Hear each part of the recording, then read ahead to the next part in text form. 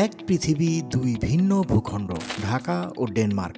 কিন্তু এদেরকে এক সুতায় বেঁধেছে এক মারাত্মক বৈশ্বিক সমস্যা, খাদ্য অপচয়।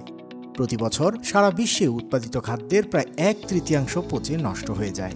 এটি কেবল খাদ্যের অপচয় নয়, এটি কৃষকের শ্রম, আমাদের অর্থ এবং পৃথিবীর প্রাকৃতিক সম্পদের অপচয়। এই অপচয় রোধে এবার হাতে হাত মেলালো বাংলাদেশ এবং ডেনমার্ক। চলুন জেনে নেওয়া যাক কিভাবে দুই দেশের যৌথ উদ্যোগে এই মারাত্মক সমস্যা সমাধানে নতুন পথ দেখাচ্ছে। বাংলাদেশে খাদ্য অপচয়ের চিত্রটি সত্যি উদ্বেগজনক। একটি হিসাবে দেখা যায়, বাংলাদেশে দৈনিক প্রায় 10,000 টন খাদ্য অপচয় হয়। বিশ্বব্যাংকের রিপোর্ট অনুযায়ী আমাদের দেশের ভাত, মাছ, ডাল এবং আমের মতো প্রধান খাদ্যশস্যের প্রায় 34% ভোক্তার কাছে পৌঁছানোর আগেই নষ্ট হয়ে যায়। এই বিশাল পরিমাণ খাদ্য নষ্ট হওয়ার অর্থনৈতিক, সামাজিক এবং পরিবেশগত প্রভাবও ভয়াবহ।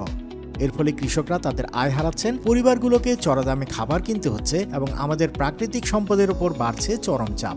খাদ্য অপচয় মানেই জীবিকা হারানো, খাদ্য নিরাপত্তাহীনতা এবং প্রাকৃতিক সম্পদের উপর অতিরিক্ত চাপ। এই বৈশ্বিক চ্যালেঞ্জ মোকাবেলায় ডেনমার্ক দূতাবাস ঢাকায় সম্প্রতি আয়োজন করে একটি বিশেষ মধ্যাহ্নভোজের। এর নাম দেওয়া হয় জিরো ফুড ওয়েস্ট লাঞ্চ। ডেনমার্কের রাষ্ট্রদূত এইচ ক্রিশ্চিয়ান বক্স মোলার বলেন, খাদ্য অপচয় মানেই সুযোগ হারানো।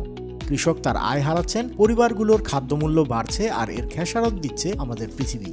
তাদের এই আয়োজনের মূল লক্ষ্য ছিল টেকসইতা এবং সুস্বাদুতা হাতে হাত রেখে চলতে পারে। এই লাঞ্চের মেনুটি এমনভাবে তৈরি করা হয়েছিল যাতে প্রতিটি উপকরণই সম্পূর্ণরূপে ব্যবহার করা যায়। রান্নাঘরে উদ্ভাবনী এবং সৃজনশীলতা ব্যবহার করে কিভাবে খাদ্যের মান বজায় রেখে অপচয় কমানো যায় তাই তুলে ধরেছে এই আয়োজন। খাদ্য অপচয় রোধে ডেনমার্ক আন্তর্জাতিকভাবে একটি মডেল। তাদের জাতীয় কৌশল ও স্থানীয় উদ্যোগের কারণে তারা এই সমস্যা মোকাবেলায় বেশ এগিয়ে। এই জিরো ওয়েস্ট লাঞ্চটি ডেনমার্ক দূতাবাসের বৃহত্তর এসডিজি ফ্যাসিলিটি এর অংশ। এই ফ্যাসিলিটি স্থানীয় সম্পৃক্ততা, উদ্ভাবন এবং অংশীদারিত্বের মাধ্যমে বাংলাদেশে জাতিসংঘের টেকসই উন্নয়ন লক্ষ্যমাত্রা অর্জনে সহায়তা করেছে। লক্ষ্য একটাই, 2030 সালের মধ্যে বৈশ্বিক খাদ্য অপচয় অর্ধেকে নামিয়ে আনা। শুধু বড় বড় উদ্যোগ নয়, ছোট ছোট অভ্যাস পরিবর্তনের মাধ্যমেই বিশাল পার্থক্য তৈরি করা সম্ভব। ডেনমার্ক দূতাবাসের food and agricultural sectors councillor Maria Stein Knudsen জোর দিয়ে বলেছেন, ব্যবহারিক এবং অভ্যাস পরিবর্তনকারী সমাধান খুবই গুরুত্বপূর্ণ।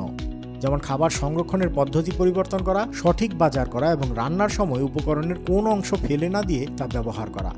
আমরা যদি প্রত্যেকে আমাদের দৈনন্দিন অভ্যাস নিয়ে নতুন করে ভাবি এবং ছোট পদক্ষেপ নেই, তাহলে একটি টেকসই ভবিষ্যৎ নির্মাণ সম্ভব।